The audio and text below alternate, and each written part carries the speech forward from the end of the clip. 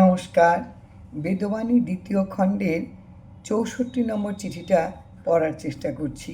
ঠাকুর আশ্রিতজনের চিঠির উত্তরে লিখেছেন, নাম সংকীর্তন যে চেঁচাইয়া করিলেই হয় তাহা নহে। আসলে নাম সংকীর্তন বলতে আমরা শুধু ওই যে সকলে মিলে 16 নাম 32 অক্ষরের যে আমরা করি সেই কীর্তনটাকেই কিন্তু আমরা সবাই বুঝি। ঠাকুর বলছেন নাম কীর্তন সংকীর্তন যে চেঁচাইয়া করিলেই হয় তাহা নহে, মনে মনে করিলেও নাম হয়। এই যে 16 নাম 32 অক্ষর তোমার অনবরত যদি তোমার মনে মনে চলে তাহলেও কিন্তু তোমার নাম হয়। নাম বই আর কিছুই জগতে ত্রাণের উপায় নাই। তোমার যে উদ্ধার, তোমার যে পরিত্রাণ, একমাত্র নামই তোমাকে সেটা করতে করবে। নাম ছাড়া তোমাকে পরিত্রাণ করার, তোমাকে উদ্ধার করবার আর কেউ নেই।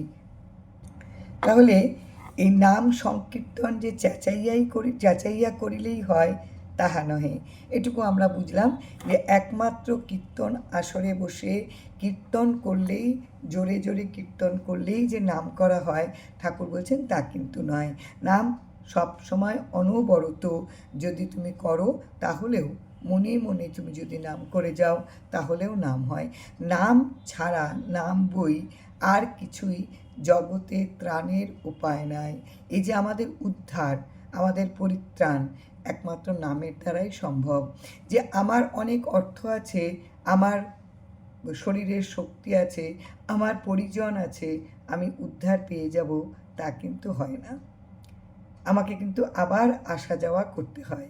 কিন্তু আমি যদি নামের মধ্যে থাকি তাহলে আমার পরিত্রাণ কিন্তু এই নামের মাধ্যমেই আমি আমার পরিত্রাণ পেতে পারবো, আমার উদ্ধার হবে। এই বুদ্ধিকেই নাম সংকীর্তন বলে।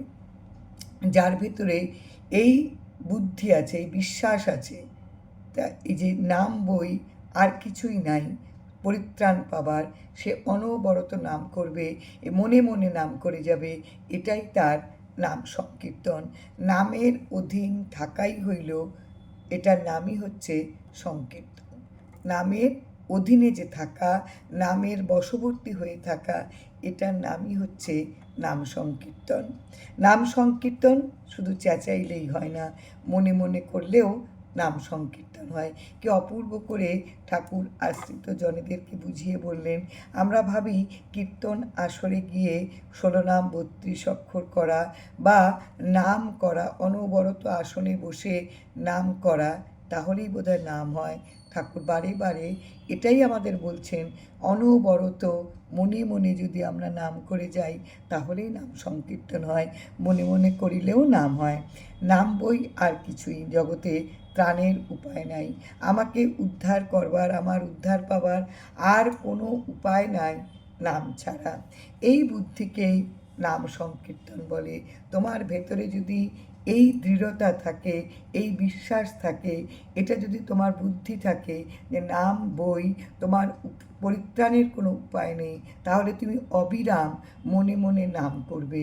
এই মনে মনে নাম করাই হচ্ছে সংকীর্তন। এই বুদ্ধিকেই নাম সংকীর্তন বলে। নামের অধীন থাকার নামই হচ্ছে সংকীর্তন।